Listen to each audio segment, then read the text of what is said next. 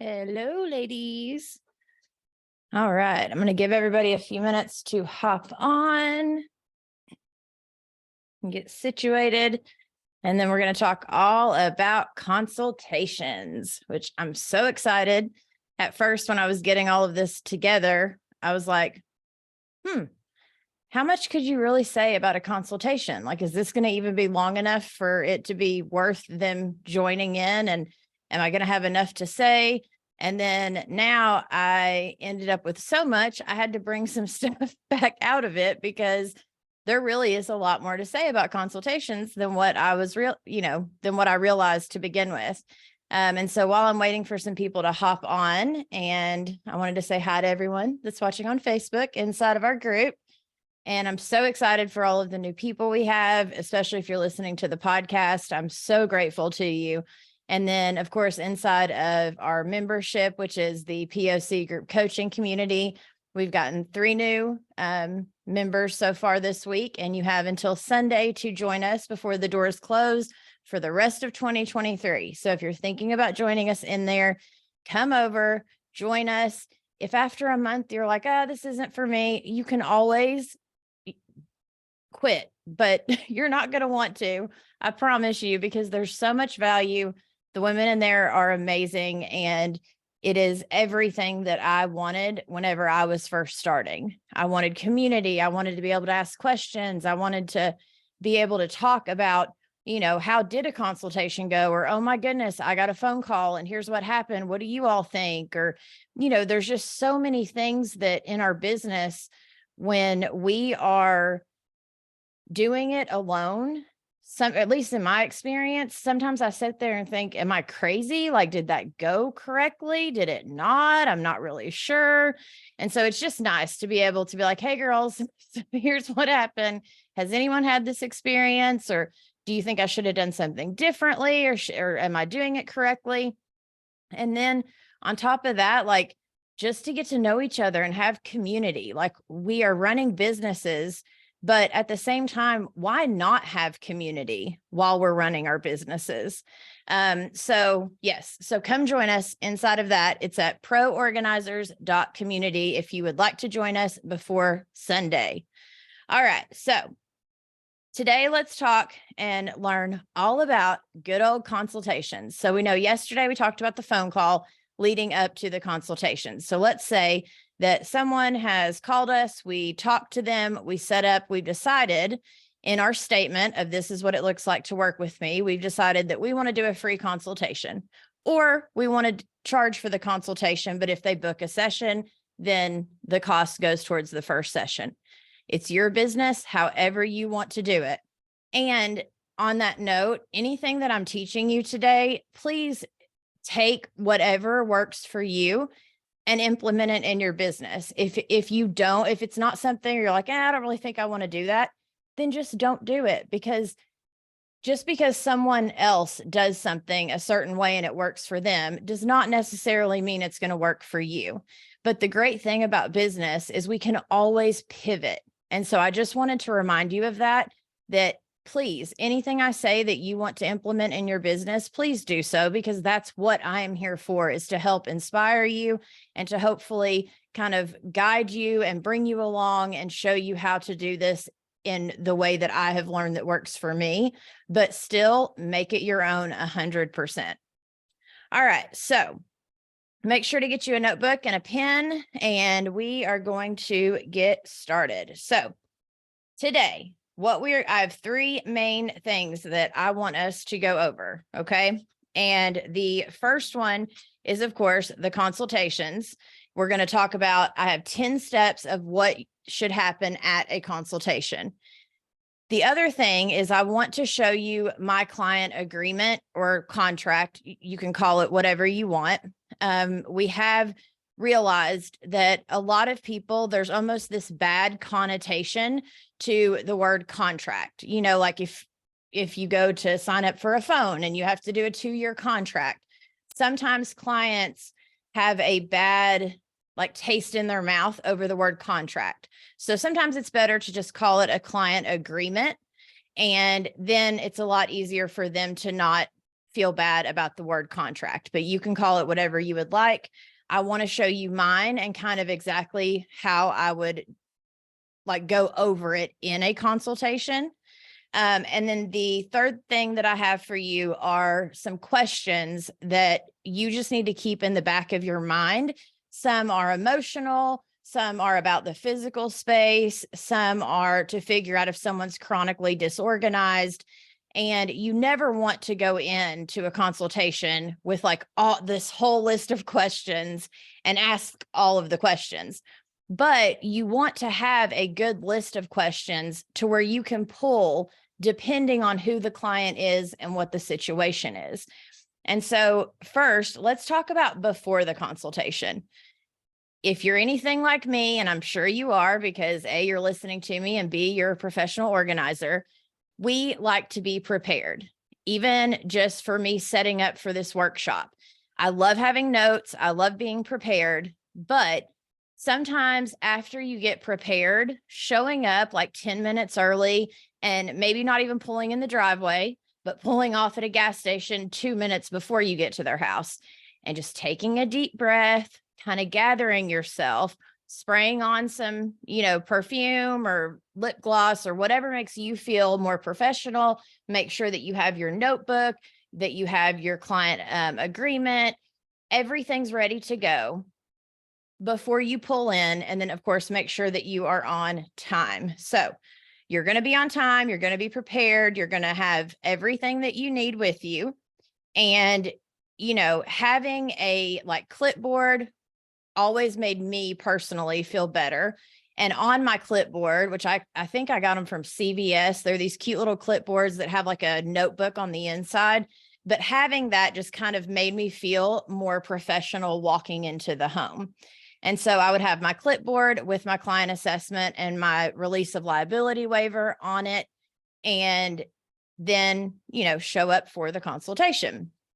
So the other thing that we want to make sure to do before the consultation is you want to have made sure to remind them that the consultation is tomorrow at 9 a.m. or whatever that is. And I know I spoke about this yesterday, but I just want to remind you, in case you weren't here, didn't get to listen to that one yet, be aware of the wording of the way that you send either the email reminder or the text reminder. You do not want to give them an out whatsoever, because we work with disorganized people.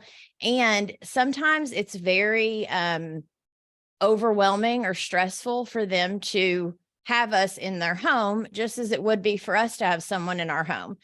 And so a lot of times, clients, they'll reach out, they're so excited, they're ready to get organized. We have the phone call, we have a great rapport, we set up the consultation. But if all of a sudden that consultation is, a week away, within that week, they may end up actually deciding, oh, wait, I don't want to do this. I don't think this is something that I want to do. And so just please be aware that, they can change their minds. So you don't want to give them any kind of out whatsoever. So just make it very straight to the point, and I wanted to remind you, I'll be there tomorrow morning at 9 a.m. or Tuesday, or, whatever the details are, but make it very matter-of-factly. All right. So we go to the consultation, we arrive on time, we take a deep breath before we get there. Now, let's talk about the 10 steps of the actual consultation. So we walk up to the front door and we're already prepared. We have our clipboard, it has our client agreement, it has our release of liability waiver, whatever, that if you decide to do a release of liability waiver, whatever it is that you need for your assessment, an area to take notes, and we walk up. Now, you don't want to immediately be like, I'm the organizer and I'm here, so show me what your issues are. No, we want to build rapport with them, which started during the phone call, but now we want to make sure to be very hospitable and show our personality, and just kind of be like, hey, oh my gosh, it's so nice to meet you. I'm Samantha, and then if they have like kids running around or dogs, say hi to the cat, say hi to the dog. Be like, oh my gosh, your kids are so cute. If there's like photos on the wall, we want to start to build that rapport and that relationship with them. We have to keep reminding ourselves, if we were in their shoes, what would we want someone to be like when they came into our home? That we are actually going to be showing parts of our home that we don't show to anyone. They are our hidden secrets throughout our home. And so we want to make them feel as comfortable as possible. So that's the initial meeting. You want to engage in conversation. It doesn't have to be a long conversation, but just a little bit to where they can kind of feel like, oh, all of a sudden, their nerves go down, their stress goes down. And then you want to start asking them, hey, so go ahead and show me around. Excuse me, show me around, and let's kind of look at some of the areas that are giving you issues. And a lot of times I will tell you, if someone calls you and they're like, oh, I need my master closet organized, more times than not, they're still going to show you around their entire home. They're going to start in the kitchen and the living room and then get to the master.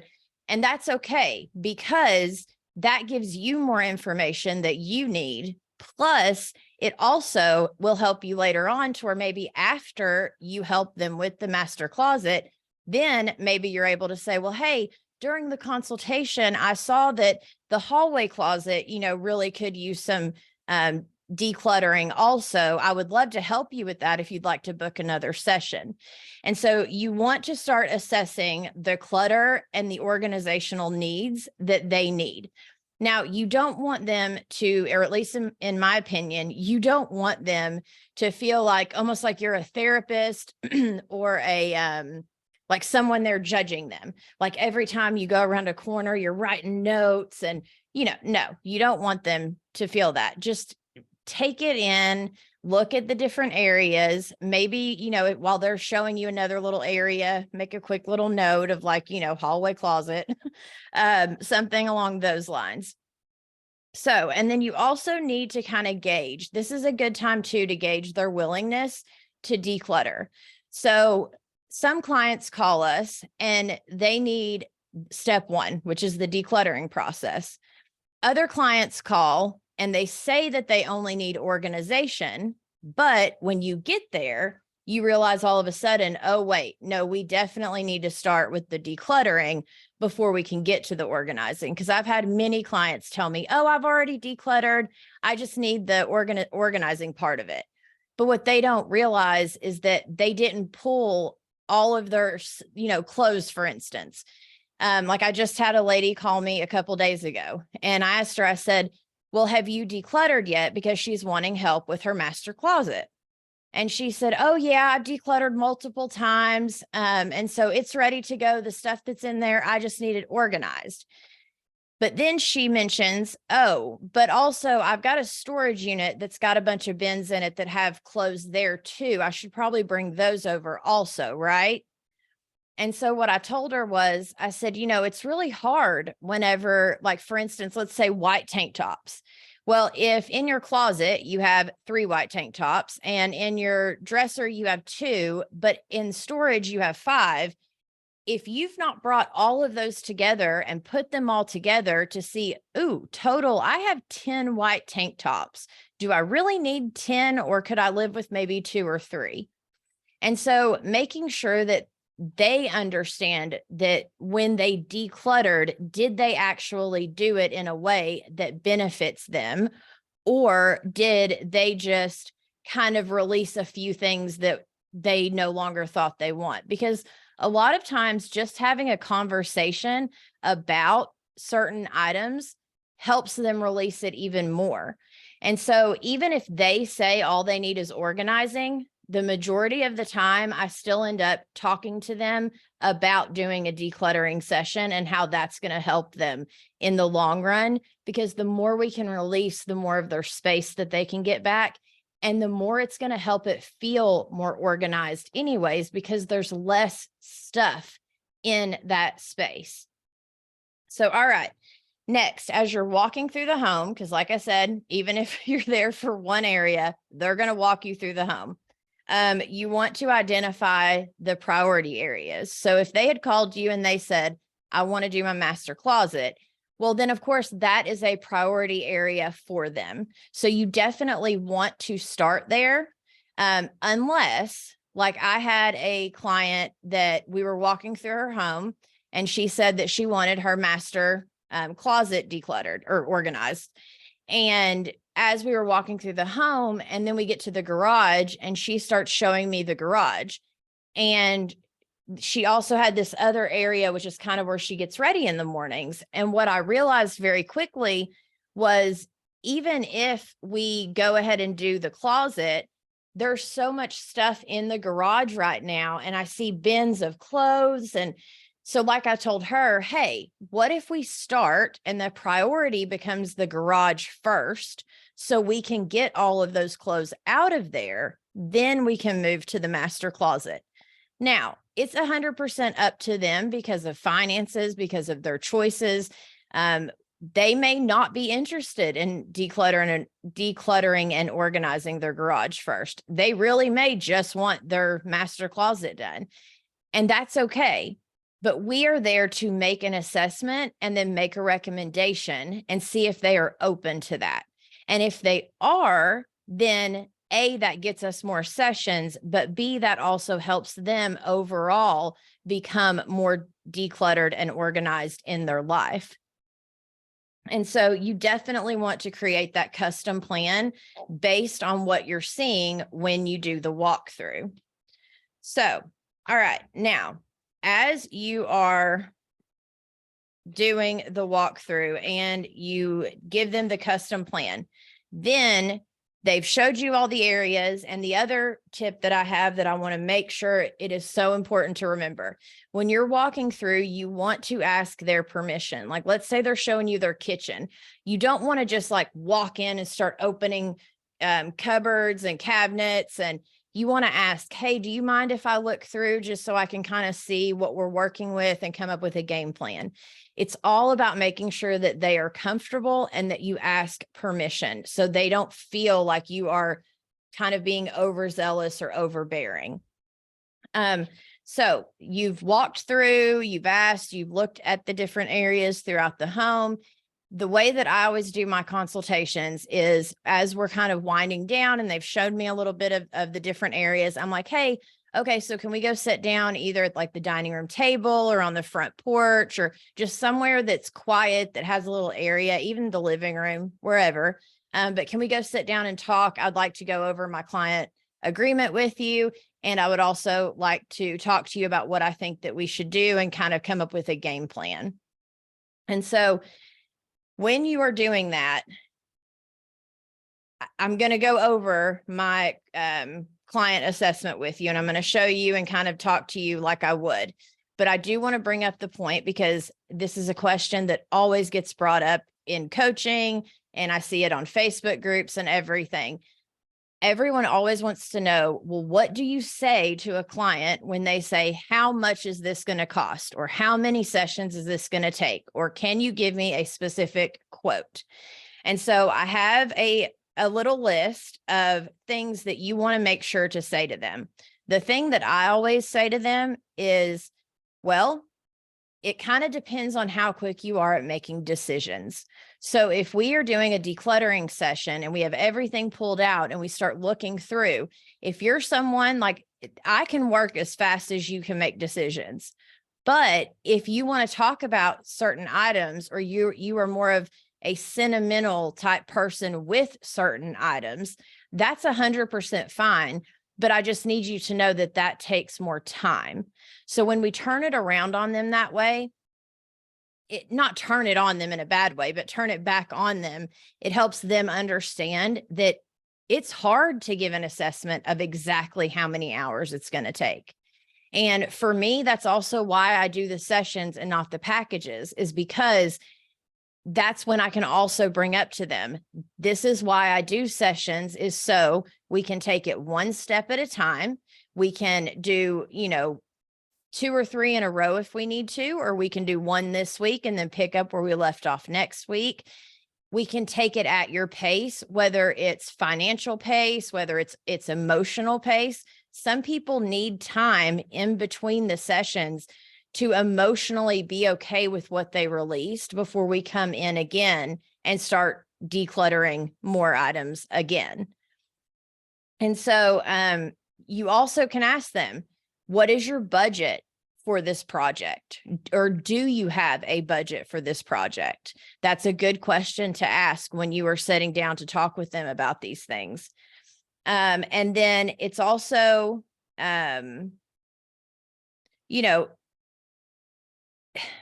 the point is that you can, as you're going over things with them, just keep kind of bringing it back to, because I was sitting here thinking the lady I just did a consultation with a few, like not the one I was just talking about, but a different lady that I did a consultation with this week.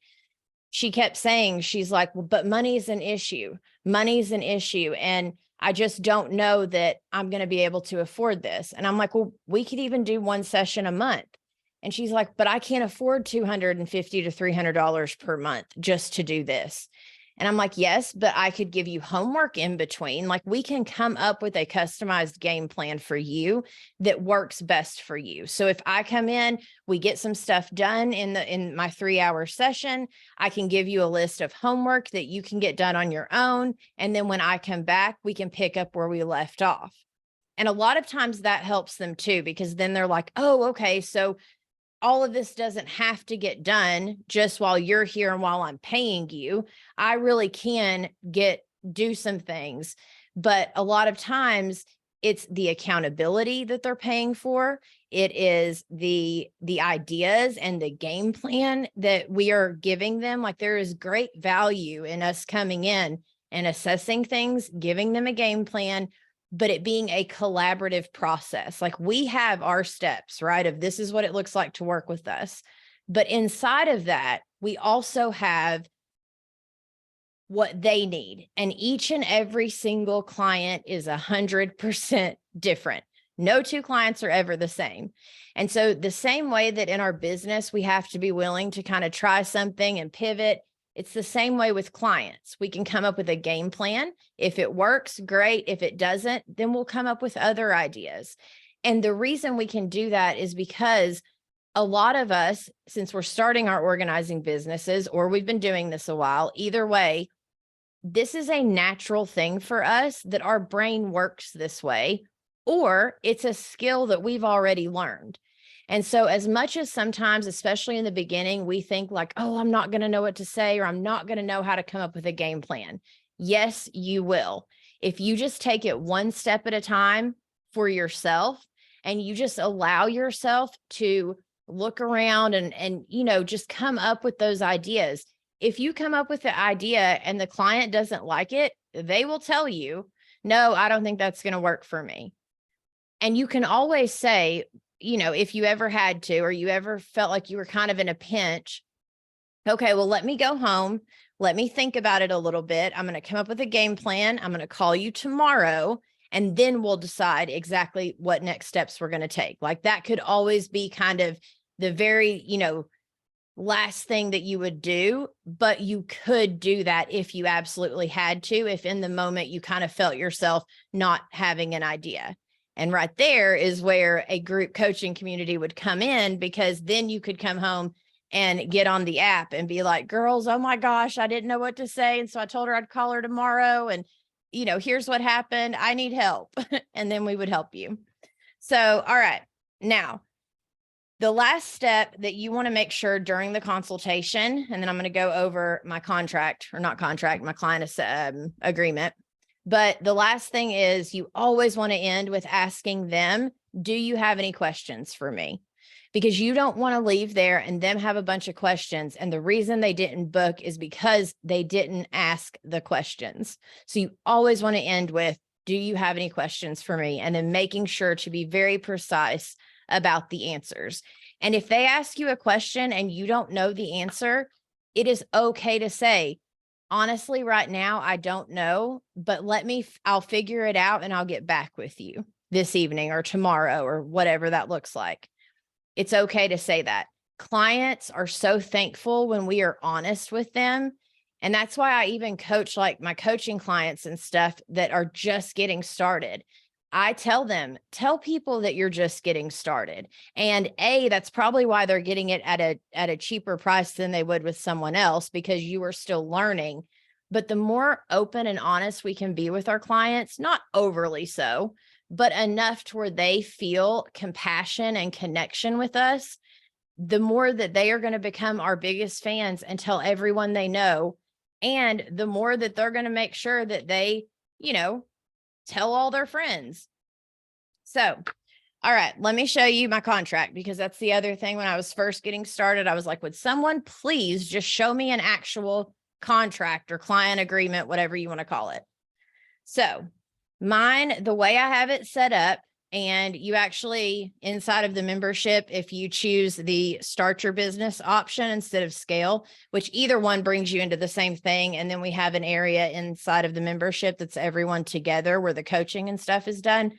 But on the start your business plan, I have photos and information of all my paperwork and all of that. So that way you can figure out how to do yours. But it literally just says, like this, contract for services, you do the date, it has my information, and then it has an area where I put the client's name, address, and phone number, and then scope of services. So that for me is where I would take the notes of, like, they're wanting the pantry done. Just be careful what you write here, because when you sit down at the end of the consultation to talk to them, this is what you're going to be going over with them. And having a client agreement with my clipboard always not only helped me feel more professional walking in the beginning, but it also gave me something to talk about once we sat down at the end of the consultation. I literally just start going through the agreement line by line, and I explain what that paragraph means, and then we go on. So for me, I would say, like down here, I have my service pricing, because I'm 100% a believer. Hold on, let me make sure that that's, it's not doing the, okay. Anyways, it says prices, service prices. And then it's got, like whether I was doing a staging session, shopping hours, or a decluttering and organizing session, right? And that includes one organizer for 3 hours, consultation included. But I would just check mark that. Now, the part that I actually go over with them is page 2 and 3. So what I would say to them is, like right here, service parameters. It says on here, service provider will not lift any item over 30 pounds.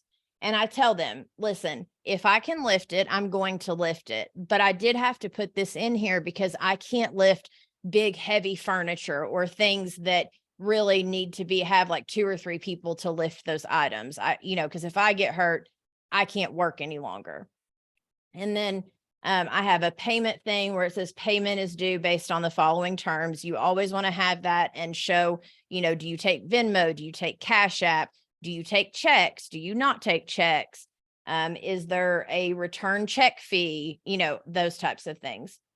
Then number 4, record keeping, which I have this in mine. And that is if I were to be doing packages, which I don't, and I still haven't taken this out, but I wanted to show you all, if you choose to do packages, then you want to keep up with a scheduled work session, like each time you work with them, how many hours you worked with them, and you want to have them initial next to it, because if they bought 20 hours and each time you go, you work a 4-hour, session. But let's say one of the sessions you go and they weren't feeling good, and like 2, or you weren't feeling good, or you had an emergency and you only got 2 hours done. You want to make sure that you've written down, or if you stayed late on one of the sessions. And for me, that's why I don't do it, because it's just a lot of extra hassle, in my opinion. But if you want to do that in your business, then you definitely want to have some sort of thing that every time you go, they can initial that you did that many hours that day. So you can keep up in your paperwork with how many hours have I already done out of their package? How many do we have left? All right. And then a rescheduling and cancellation fee. So mine says that it says a $50 fee, but recently I've been charging $100 only because And I've only done this like once or twice, but for me in my business, and again, you can make it however you want, but in my business, if you wait until the night before, or I've even had people the morning of, I'm on my way to the session and they decide to reschedule or cancel on me.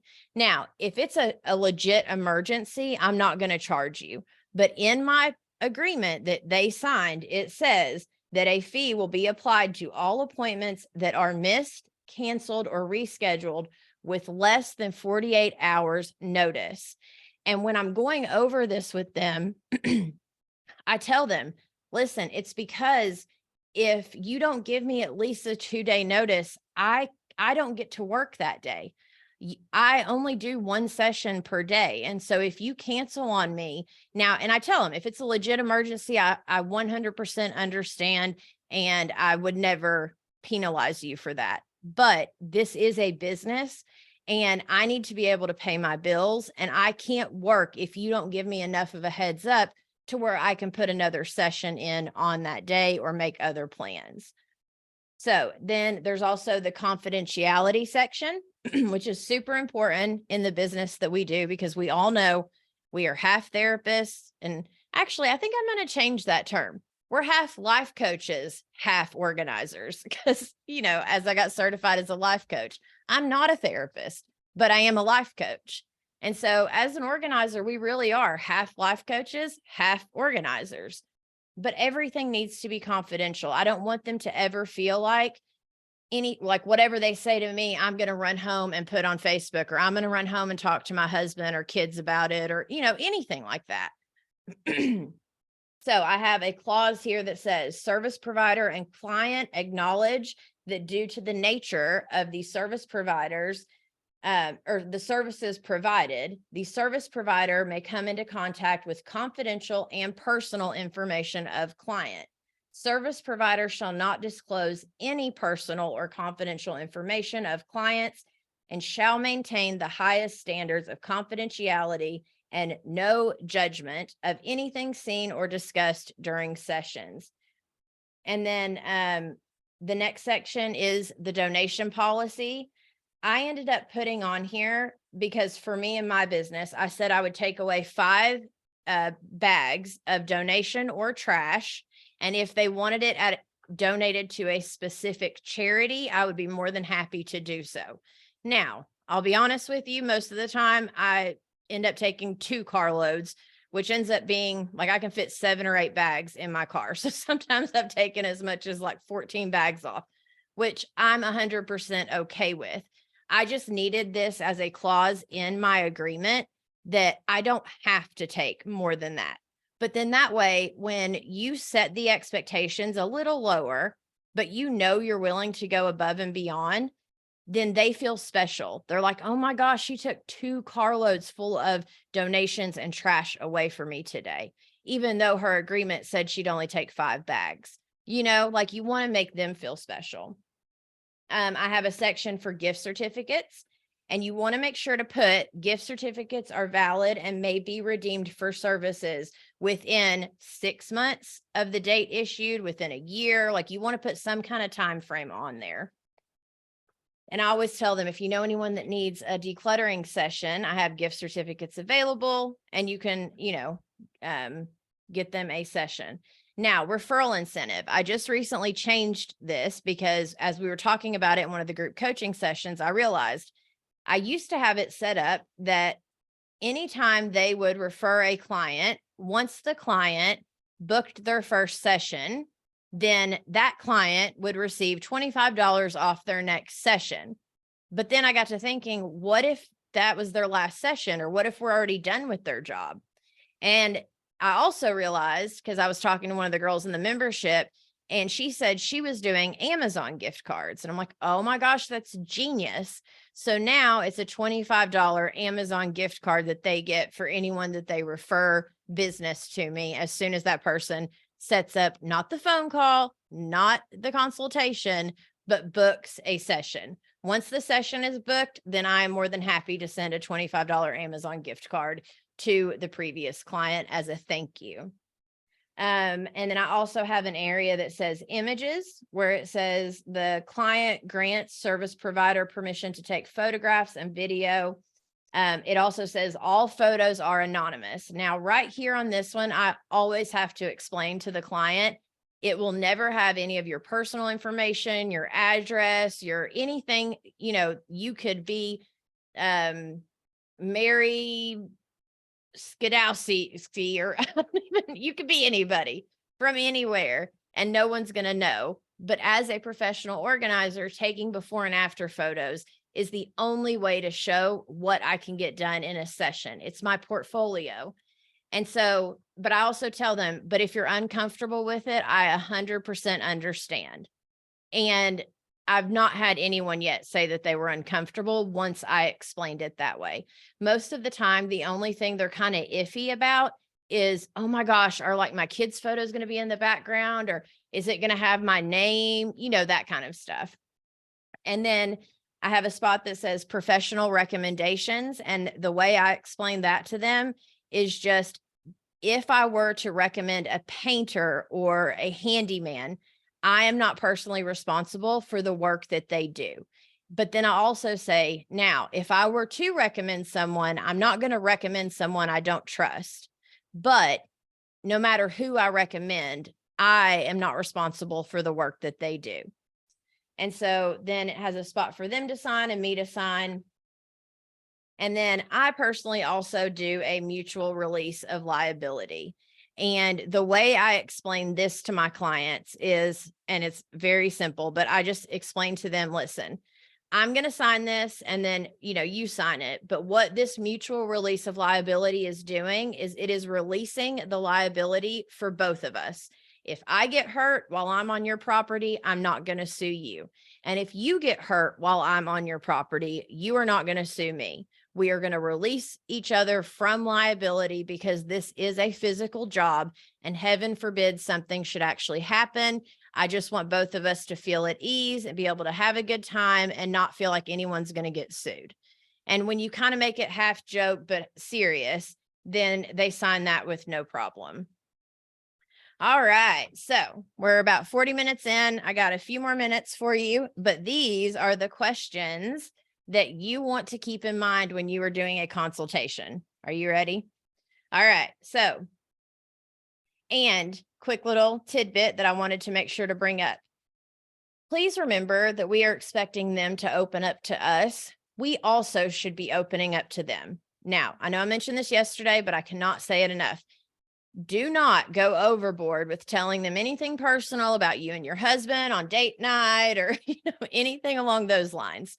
But I will say, the more that you can, talk to them about how, oh my gosh, you have a dog. I have 2 dogs too. What type of dog is that? Well, my dog's a border collie, or, oh my gosh, I've got 2 teenagers also. You have kids, or I have a husband. Those types of things that we can explain to them and share with them about ourselves, the more connected to us that they feel. Like all of a sudden they're like, oh my gosh, like she's a wife. She gets it. She's a mom. She understands the struggle is real. She's whatever, you want to keep it kind of broad because you will build a relationship. And I'll go ahead and tell you, there was one time, and please forgive me for this, but it's the honest truth. There was this one time that it was actually a friend's mom that I was helping. So she really was kind of a family friend, but she hired me through my business. And so I wanted to remain professional. But from the moment that her and I started working together, she was like a long lost friend that, I hadn't seen him forever, and we would just sit and just chat and hang out and had music playing and had a good old time. So we had done probably 5 or 6 sessions, I guess. And I come in this one day and she starts talking about how her mother-in-law, it was around like Thanksgiving, how she had to take over for her mother-in-law, something about her mother-in-law. And I ended up making a comment about my mother-in-law, which, Rhonda, I love you. I love you so much. I have the best mother-in-law in the world. But in that moment, Rhonda and I had a little fuss, like, I don't know, a couple days before. We were kind of in like, honestly, one of the first tiffs in like 15 years of me being married to her son. And so it was still very raw for me. And a lot of times I'm very good about leaving my super emotional stuff at the door. But this one day, like what she said, it just all of a sudden I found myself almost like I was in my own therapy session, just like word vomiting everything that I was feeling and had been thinking for days and had been holding in. And I tell you that story because we're human, we're female. Like sometimes our emotions do get the best of us. But the second it came out, I was like, oh my gosh, I am so sorry. I did not mean to go that personal with you. Please, can we just pretend like I never even said that? And of course, for her, she was like, oh, you're fine, honey. But I even felt the need, like I walked around for days feeling so bad that I had gone that personal with her. And because I kind of also said a few choice words in there that I would never say in the presence of a client. And so it was bad all the way around. I felt so bad and unprofessional. And I even sent her a message later apologizing again. And of course, she was a trooper about it. She was fine. But my point in telling you that story is that, we have to wear many hats as organizers, as business owners, as women, as moms, as what, like we wear so many hats. And remembering that's why it's so important before the consultation or the sessions to take a minute to breathe and to remember this is a job. We're going in as a professional, but we are also there to help them and support them as best we can. But it is all about them. We want to share, we want to connect with them on a very not basic level, but we just don't want to go into the nitty gritty of like, complaining about our husbands or complaining about our kids, or we don't want to put more pressure on them or a negative vibe. We want when we leave for them to feel better than when we got there. And whether that's them being able to vent, like by all means, they can vent all they want because it's 100% confidential and they are paying for our time. And sometimes a lot of my clients that have been my biggest supporters that hire me over and over and over again are the ones that I let them sit there and vent for a little bit. And then I help give them a different perspective of, hey, well, have you thought about it maybe this way? Or, oh my gosh, I'm so sorry that's happening to you. Is there anything I can do for you? Like sometimes just being a listening ear is more than being there to declutter and organize. Now, I will say I always go back to the, okay, well, so now let's keep on going, like, but keep telling me that story while we keep going. Like you have to still kind of push along the physical work because you don't want to get to the end of your session and nothing happened decluttering or organizing. And it was just, a conversation the whole time. But you also still want them to feel comfortable with you. And so, all right, so here are some questions. I've got you a bunch, but the ones that I really liked are, what is not working in this space? You always want to ask something along those lines during the consultation, specifically in the area that they have called you about, like the closet or, wherever it is that they wanted to talk to you about. Then you always want to ask too, what is actually working for you in this space? Then you can also ask them, what do you think? Do you have too much stuff in here, not enough space, or both? Because sometimes they need to sit and kind of realize, because we can tell them all day long, you have too much stuff in this space, right?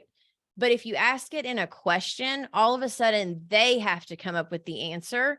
And then that's going to help give them a minute to process what you've just asked them.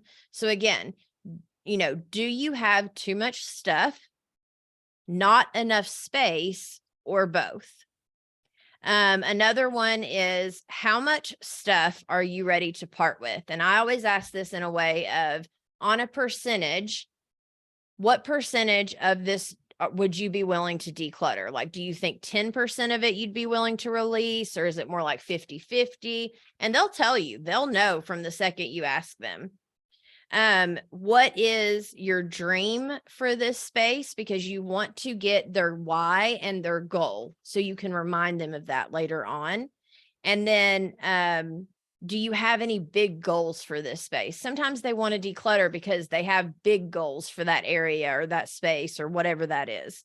And again, do not ask all of these questions to every single client on every consultation. I just wanted to give you a bunch to choose from. So depending on the situation, the client, and the moment, you had a bunch of different ones to pick from.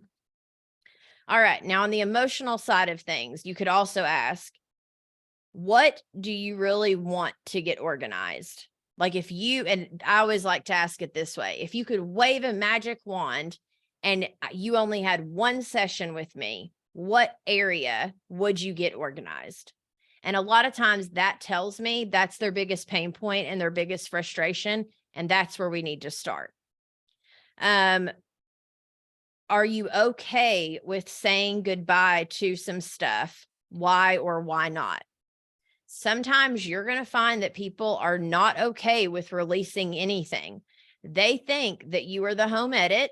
And I love those girls. No shade, but they think that you're the home edit, that you're going to come in 30 minutes, you're going to snap your finger and it's going to be decluttered, organized, perfect, in bins, baskets, the whole nine.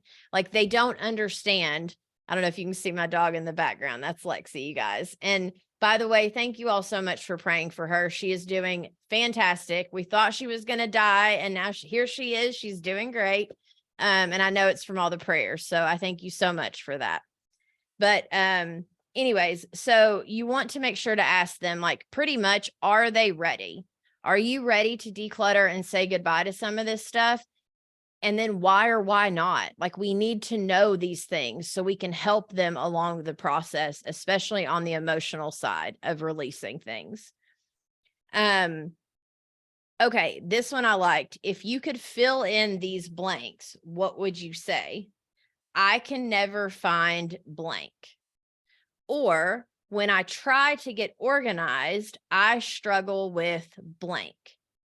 Or what drives me crazy is.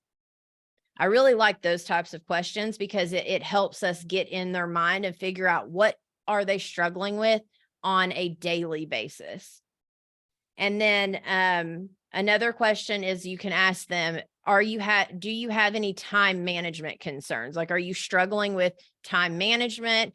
Have you heard of time blocking? Like, there's so many things that you can give them as recommendations for that type of stuff. So, all right. And then real quick, I wanted to give you a few questions that would help you understand if someone is chronically disorganized. And there is a difference between chronically disorganized, in my opinion, and then hoarding. So chronically disorganized just kind of means, in my opinion, and what I've seen, that even if I help them declutter today and get organized, I'm probably going to have to do some maintenance sessions. It's going to be a process. They've lived this way for a while, and we're probably going to have to come back and keep decluttering. And that's 100% okay, because some people just need the help. They don't mind to keep paying for you to come back and helping them declutter. But some questions to ask to figure out if that's the case is, have you always been a bit messy in your adult life, or have you always struggled with being organized in your adult life? Another one is, does disorganization mess up your daily routine?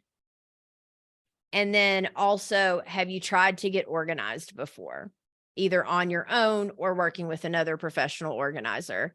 And then if they say yes, how did that go? Like, asking a few more questions, diving a little deeper with them emotionally, so you know how to best serve them and how to best help them, because that's what we're here to do, is to serve them and help them. All right. And then to wrap up, a few questions that you can ask just to kind of like finish up your consultation with them. And of course, all of this is wherever in the consultation, these questions, you can ask it while they're walking you through. You can ask it while you're sitting and going over the agreement, whatever that looks like for you. But some are, what's your idea of a super organized space? And the reason that this question is important is because, like Cass with Clutterbug, where, some people are like out of sight, out of mind. They want it macro organized. Other people want to be able to see it and they want it micro organized, like they want it so specific. So you've got to kind of gauge how their brain works and what being organized means to them, so you know what the goal is. And then what do you expect from a professional organizer? What do you want to be hands-on with? And what do you want me to do? So just being flat out asking them, do you prefer me to do the majority of this stuff and you just kind of be around and me ask you some questions every now and then? Or would you like this to be a collaborative process and us get this done together? And then last but not least is, what would make this experience a total success for you? And again, that's a question that goes back to the big goal. Like, you definitely want to know their why and their big goal. Now, I will say the very last thing is the way to go from the consultation to the session is after you've sat down, you've gone through your contract, or your client agreement. Sorry, I'm still trying to get my brain to not say contract. The client agreement and the release of liability or whatever paperwork you have for them to sign. As soon as they get done signing that and you've gone over all of it and you're still sitting there talking to them, a lot of times I pull out my phone and I have my calendar and I just say, okay, so when would you like to set up the first session? I have available. And for me, I always look before I even go into the consultation. Okay, the next few days I have available are like Thursday the 12th, Saturday the 14th, or whatever it is, depending on the month. And for me, the way I've set my business up is I only do sessions in the morning from either 9 to noon or 10 to 1. Now, again, I'm going to remind you, I highly advise, if you are just getting started, doing 4-hour sessions, because it gives you that extra hour as a buffer, but it's your business. You can set it up however you would like. But so for me, I always just pull out the calendar. I assume they're going to set up at least the first session once we've come up with the game plan. And when I've said like, okay, so I think we should start like with that one lady in the garage so we can get all of this squared away before we get into the master closet. That way we can get all of these clothes pulled out of this garage into the closet, so everything's together as we are going through and decluttering and organizing your master closet. And so then I'm like, okay, so when would you like to set up the garage session? And then from there, I just say, do you want to do a few sessions back to back? Would you like to get all of this done within a week? Or what is your time frame for this? And so that is how I kind of like seal the deal, is I just assume they're going to set up at least the first session. And then I just ask them, what's your time frame? Do you want to do this all kind of back to back, or would you like to space it out like one a week or one bi-weekly? What works best for you and your schedule? And I literally say it like that. And then I just get silent and I wait for them to answer. Now, they may say, I'm not really sure, I have to get back to you. And I will say a lot of times that means a no. And that's okay. My first consultation, I didn't get hired either. And there's still consultations that I don't get hired, or that they say, oh, well, I have other organizers coming that I'm going to interview, and then I'll get back with you. That's fine. And especially when you're first getting started, just look at it as practice. You learned what to do, what not to do. You can also look at it as you are planting seeds. Now another person knows what you can do for them and how you can help them. They may not decide to go with you, or they may decide that they couldn't financially afford to do it, but maybe their neighbor ends up seeing, you there and asks like, oh, hey, who is that I saw there the other day? Or a friend says they need help decluttering and they pass along your information. As a professional organizer, you are constantly planting seeds, and you don't know when they're going to grow, but you have faith that they will grow. So just keep planting those seeds, keep getting that practice. You will get better and better and better with time, and then it will be no big deal, I promise you. So today we went over the outlined steps for a consultation from beginning to end. We went over what my client agreement and my release of liability form looks like. And then we also went through a list of questions that can help you in your business or as you're doing even the phone call to help understand more of what it is that that person is needing and wanting from working with an organizer. All right. So to wrap up, that's everything that we learned. And then the last thing to remember is tomorrow is day 3. We're going to talk all about the sessions, how those work, what you can do. I hope that you have been finding so much value from this. I really have put my heart and soul into creating this workshop for you. Again, if you want to come join us, because I know you do, in the group coaching community, you have until Sunday at midnight to come join us there. That is proorganizers.community. You will also find the links below in the description, or you can always DM me. We can set up a conversation. I would be more than happy to answer any questions that you have about my group coaching community or even my one-on-one coaching sessions that I do to help you start and scale the organizing business of your dreams. So I hope you have an amazing Friday evening. And if you're watching the replay, put in the comments, #replay, so I can see you and say hi. And again, thank you for being in the Facebook, listening to the podcast, and I will see you tomorrow. Bye, guys.